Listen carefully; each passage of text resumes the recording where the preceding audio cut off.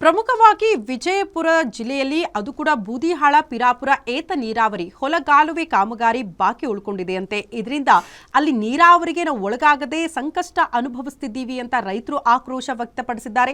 ಹೀಗಾಗಿ ಈಗ ಅಹೋರಾತ್ರಿ ಧರಣಿಯನ್ನ ನಡೆಸುತ್ತಿದ್ದಾರೆ. 9ನೇ ದಿನಕ್ಕೆ ಕಾಲಿಟ್ಟಿದೆಯಂತೆ ಅವರ ಧರಣಿ. ಆದರೂ ಕೂಡ ಯಾರು ಕೂಡ ನಮ್ಮತ್ತ ಗಮನ ಹರಿಸ್ತಿಲ್ಲ ಅನ್ನುವಂಥ ಆಕ್ರೋಶ ರೈತರಿಂದ ವ್ಯಕ್ತವಾಗ್ತಾ ಇದೆ.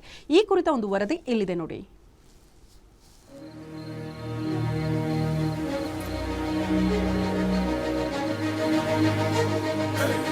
ವಿಜಯಪುರ ಜಿಲ್ಲೆಯ ತಾಳಿಕೋಟೆ ತಾಲೂಕಿನ ಕೊಡಗಾನೂರು ಗ್ರಾಮದ ಬಳಿ ರೈತರು ಅಹೋರಾತ್ರಿ ಧರಣಿ ಸತ್ಯಾಗ್ರಹ ಹಮ್ಮಿಕೊಂಡಿದ್ರು. ಇದಕ್ಕೆ ಪ್ರಮುಖ ಕಾರಣ ಬೂದಿಹಾಳ ಪಿರಾಪುರ್ ಬಾಕಿ ಉಳಿದ ಕಾಮಗಾರಿ ಪೂರ್ಣಗೊಳಿಸಲು ಒತ್ತಾಯಿಸಿ ಅಖಂಡ ಕರ್ನಾಟಕ ರೈತ ಸಂಘದ ನೇತೃತ್ವದಲ್ಲಿ ಅಹೋರಾತ್ರಿ ಧರಣಿ ಸತ್ಯಾಗ್ರಹ ಹಮ್ಮಿಕೊಳ್ಳಲಾಗಿತ್ತು.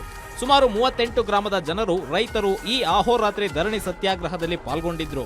ನಿನ್ನೆ ಪ್ರತಿಭಟನಾ ಸ್ಥಳಕ್ಕೆ ವಿಜಯಪುರ ಜಿಲ್ಲಾ ಉಸ್ತುವಾರಿ ಸಚಿವ ಎಂಬಿ ಪಾಟೀಲ್ ಭೇಟಿ ನೀಡಿ ಧರಣಿ ನಡೆಸುತ್ತಿರುವವರ ಮನವೊಲಿಸಿ ಧರಣಿ ಹಿಂಪಡೆಯುವಂತೆ ಮಾಡಿದ್ರು. ಕಡಿಮೆ ಬಿತ್ತಂದ್ರೆ ಹೆಚ್ಚಿನ ಕೊಡ್ರಿ, ಹೆಚ್ಚಿಗೆ ಬಿತ್ತ ನಿಮ್ ರೊಕ್ಕ ಹೊಳ್ತೀವಿ ಸರ್ಕಾರ ಬೇಡನಾಗಿ ಮೊದಲ ಘೋಷಣೆ ಆಗಬೇಕು ಅಮೌಂಟ್.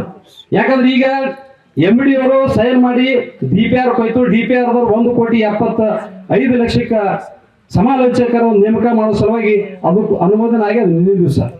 ಇದು ಡಿಲೇ ಪ್ರೋಸೆಸ್. ಇದು ರೈತರಿಗೆ ತಡ್ಕೊಳ್ಳುವಂತ ಶಕ್ತಿ ಇಲ್ಲ. ಮುಂಗಾರು ಹಂಗಾಮಲ್ಲಿ ಬಿತ್ತಿರ್ತಕ್ಕಂಥ ತೊಗರಿ ಬೆಳೆ ಇವತ್ತು ಒಣಗಲಾಕತ್ತಿದ್ದು ಇದು 2 ದಿವಸ ಜನ ದೇವರ ಕೃಪೆಯಿಂದ ಸ್ವಲ್ಪ ಮಳೆಯಾಗಿ ಏನು ಸ್ವಲ್ಪ ಜೀವ ಹೊಡೆದ ಸರ ನಚ್ಚದಾಗ ಆಗ್ಯದಿ. ಸ್ಥಳಕ್ಕೆ ಭೇಟಿ ನೀಡಿದ ಜಿಲ್ಲಾ ಉಸ್ತುವಾರಿ ಸಚಿವ ಎಂಬಿ ಪಾಟೀಲ್ ರೈತರಿಗೆ ಕಾಮಗಾರಿ ಪೂರ್ಣಗೊಳಿಸುವ ಭರವಸೆ ನೀಡಿ ಪ್ರತಿಭಟನೆ ಹಿಂಪಡೆಯುವಂತೆ ಮಾಡಿದರು. ಬಳಿಕ ಮಾಧ್ಯಮದವರನ್ನ ಉದ್ದೇಶಿಸಿ ಮಾತನಾಡುತ್ತಾ, ಈ ಯೋಜನೆ ನನ್ನ ಕೂಸು, ಇದನ್ನ ನಾನೇ ಪ್ರಾರಂಭಿಸಿದ್ದು. ಹಿಂದಿನ ಸರ್ಕಾರ ಟೆಂಡರ್ ಕರೆದು ಹಣ ನೀಡದೆ ಹೋಗಿದ್ದಾರೆ. ಇದಕ್ಕೆ ಅಂದಾಜು 200 ಕೋಟಿ ರೂಪಾಯಿ ಅನುದಾನದ ಅವಶ್ಯಕತೆ ಬೀಳುತ್ತೆ. ಅದನ್ನ ನಾನು ಸೆಪ್ಟೆಂಬರ್ನಲ್ಲಿ ನಡೆಯುವ ಕ್ಯಾಬಿನೆಟ್ ಸಭೆಯಲ್ಲಿ ಅಪ್ರೂವಲ್ ಕೊಡಿಸಿ ಘೋಷಣೆ ಮಾಡುತ್ತೇನೆ ಎಂದು ಭರವಸೆ ನೀಡಿದರು. ಇದರಿಂದ ಪ್ರತಿಭಟನಾ ನಿರತರು ಧರಣಿ ಸತ್ಯಾಗ್ರಹವನ್ನ ಕೈಬಿಟ್ರು.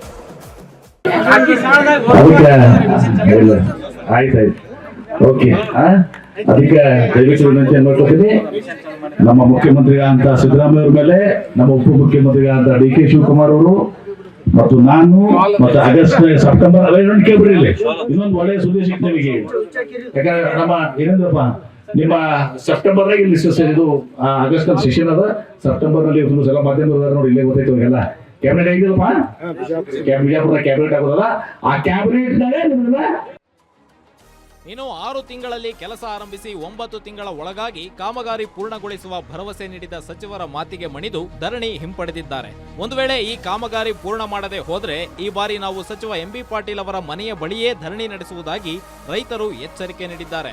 ಅದೇನೇ ಇರಲಿ, ಬಾಕಿ ಉಳಿದ ಕಾಮಗಾರಿ ಆದಷ್ಟು ಬೇಗ ಪೂರ್ಣಗೊಳಿಸಿ ರೈತರಿಗೆ ಅನುಕೂಲ ಕಲ್ಪಿಸಬೇಕು ಎಂಬುದು ನಮ್ಮ ಒತ್ತಾಯ. Deepak Shinde, guarantee news, Vijayapura.